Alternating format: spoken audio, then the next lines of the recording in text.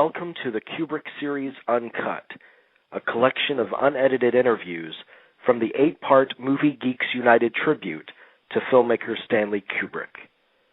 In this rare conversation, actress Lia Beldam discusses her experiences working with Mr. Kubrick and Jack Nicholson on The Shining. Miss Beldam played the young woman in the bathtub who approaches Nicholson's character and embraces him with a passionate kiss before turning into a badly deteriorated older woman from which Jack stumbles away in horror. The older woman was played by a separate actress whom Miss Beldam met on one or two occasions during the course of her shoot. The movie is so renowned and beloved.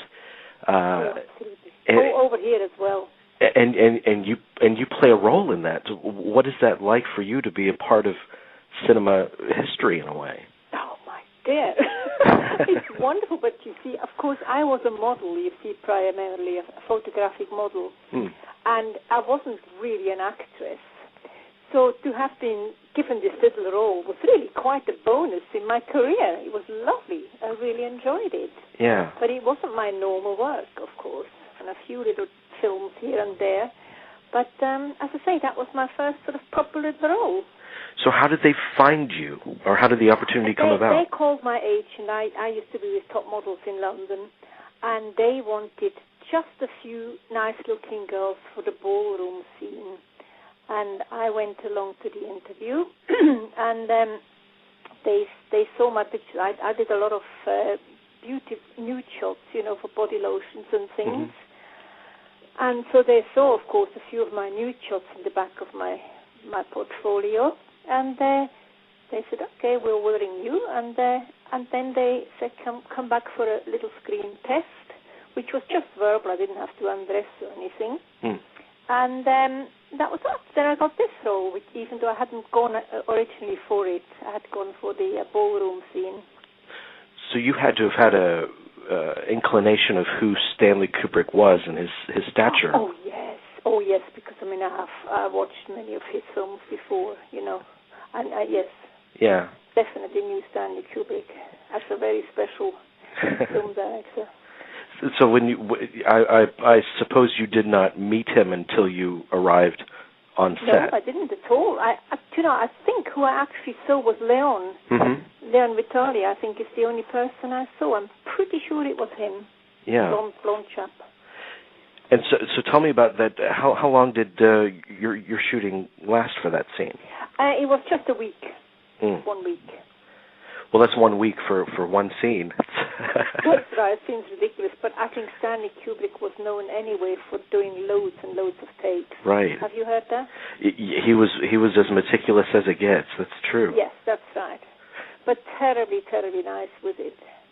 What kind of memories do you have about interactions with him on that week? Oh, I mean, he was just a totally normal, nice person. At times he even offered me his chair, and I would say to him, I not actually being an actress, I wasn't actually in awe of him or anything.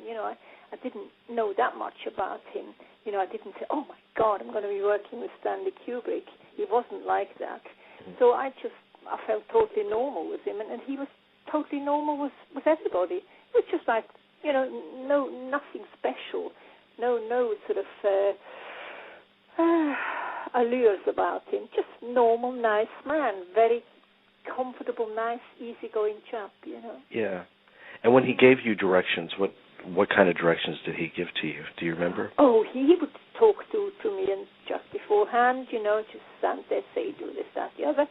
And then he would let us do more or less what we discussed. He wouldn't really interrupt anything. Not that it's a big thing to do anyway. You can kiss anybody, it's dead easy, right? And at one stage I said, oh, can I make a suggestion? And he said, of course, and I said, oh, can I put my hands along Jack's body first, up to his face slowly, and he said, yes, of course, you do that, and so, he was he was open to suggestions from an ordinary little model, you see. So that was nice. I've heard this, and I interviewed someone with Eyes Wide Shut, and she said that her scene was initially something like a a page and a half, and it expanded into 5 pages because they worked it and worked it and worked it. So from the initial scene that you read, how did? Do you know what? When I got onto that set, I had no idea what I was going to do. I knew I was going to be nude, but I tell you, I had absolutely no idea. I hadn't seen a script, which I didn't read. I didn't know who I was or anything. I got onto the set in my dressing gown, and then they started explaining what I was meant to do. Wow. I had no idea. I didn't know the story either. I read the book later on. Funny, isn't it? Yeah, yeah. I didn't know what it was all about. It's funny, isn't it? Yes. And of course, the scene was minute, so. But it had to have felt kind of exciting and overwhelming to be on a set with Nicholson and Kubrick. Because I admired Jack Nicholson, every girl would. I really liked him a lot. And it was also very nice to have a big change. It wasn't working with still photographers for a change. It was working with movie people, which always is fun, because I also did television commercials, and I always used to love doing it, because they're a totally nice, ordinary bunch, So it was nice. It was exciting, but it wasn't nervous-making or anything. It was just nice, because I happened to love my job, whether it was modeling or acting, whatever, Right. And so, how was Nicholson for you? He was absolutely lovely, charming. And I said to him, look, I'm not an actress at all. You've got to help me here. He said, no worries, And we'd sit down, and he'd give me a piece of chewing gum, and we'd sit there and wait, drink a cup of coffee, and then we'd have to do our stuff. And he was charming, nice, normal, terribly normal again, just an ordinary chap, without any airs about him. Very, very nice. We'd have a sandwich together, sitting somewhere in a corner. Just normal. So I have to ask about the takes. You mentioned the takes earlier. But that scene is essentially two or three shots that you are in, and those shots kind of hold steady for quite a while. So you guys shot that for a whole week. So that must have been an endless amount of takes. I mean, of course, things got changed a bit. Suddenly there would be a little carpenter doing something, or there was quite a lot of waiting around, and I don't know really, because I sort of stayed in my room when there wasn't anything happening. There was a lot of I don't know. It seems extravagant, doesn't it? All this time. I don't know what we did. We didn't shoot the scene for a whole week, but right. I know I was working on that for a whole week, every day. So I don't know what we were doing. I don't know. Because the actual shooting time, as you say, can't have been that long, can it? Right, no. Right. Maybe we did it 5 times in 5 days. I don't know. Maybe they changed the scenes. I mean, I don't know if things would happen, somebody would be cold and then something was being changed. I don't know. But when were you finally able to see it for the first time? When was it? Well, when it came out in England, I can't remember how soon afterwards it was. I went to see it, and of course I absolutely loved it, naturally. And then, of course, I found, by that time I had read the book, so I knew what it was about. You knew what you were in. Yeah, I knew what I was. It was quite true to the book, actually, wasn't it? Did you read it? Yes, ma'am. Yes, ma'am. Very much so. So, when you saw yourself on the big screen in that scene, what were the thoughts you had? I thought that was wonderful. But of course, don't forget, I had seen myself a lot before. Being a model and doing TV commercials, you do see yourself a bit. So I wasn't exactly overwhelmed. It was just another job, a particularly nice one, I have to say. And of course, with the added bonus of a nice man who was kissing you. So, yeah. But have you felt this kind of legacy of being in a movie that's so well known? Well, the funny thing is, not for myself so much, because I wasn't that impressed, but so many people everybody keeps contacting me, which is quite good fun. So it's nice. Yeah, people still remember. And people still love the film over here. So you can feel that. I mean, you can feel that affection for the film and your role in it. Oh yes, I love the film. I mean, absolutely. My husband, who I was married to at the time, unfortunately died, but he loved it, you know. And now I'm with a new partner, and he has never even seen the film, and he's only looked at my scene a few times, and he doesn't like the film, which is funny actually, isn't it? But I don't mind. So what have you done? What did you start to do after? Just continue to model, or? Well, do you know what? I still model now. I just do about 1 or 2 jobs a year now, and I'm doing grandmother and grandchild. Anything that comes along, because I don't need to work really, but I actually quite like the scene. I meet up with my old friends. The other day I was doing a photography in a hotel for a brochure, and a lot of my friends were there, and it was such fun. You know, I enjoy it. I enjoy everything. Yeah. Including working, and it's nice if you get paid as well.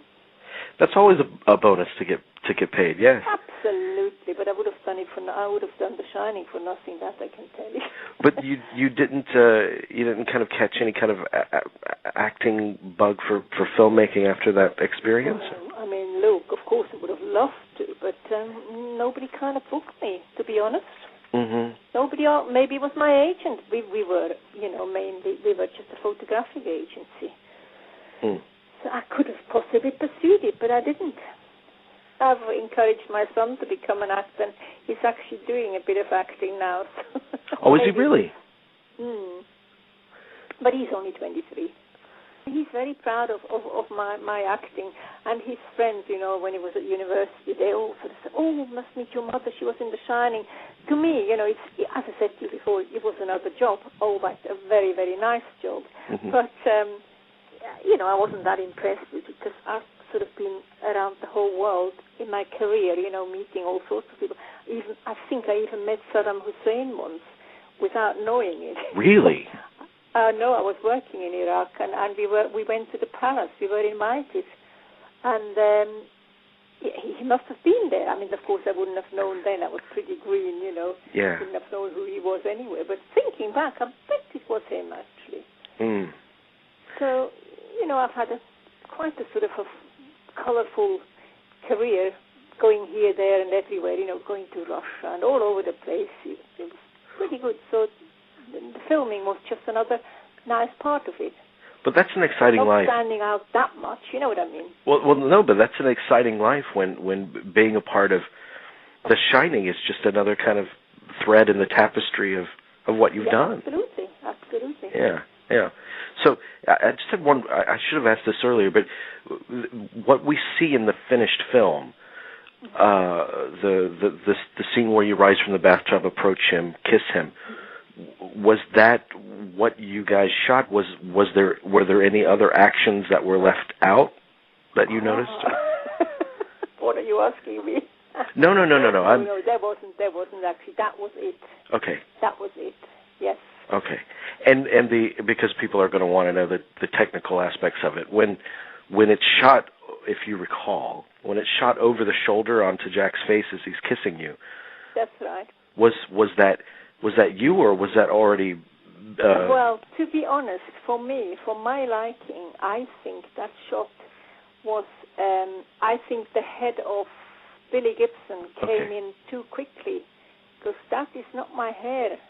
Okay. It's already her hair.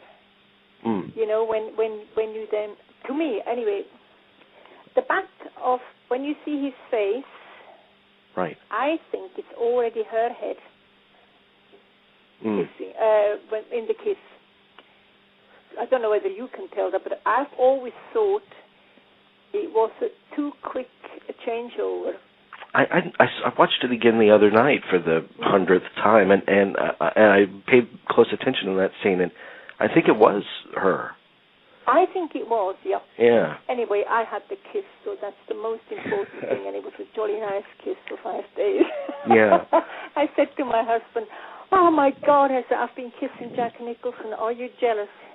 He said, "Just for 1 week you're allowed to kiss him, and that's it. Yeah, but yes, you got to kiss him quite a bit. I know, and he's a very good kisser, I have to tell you that.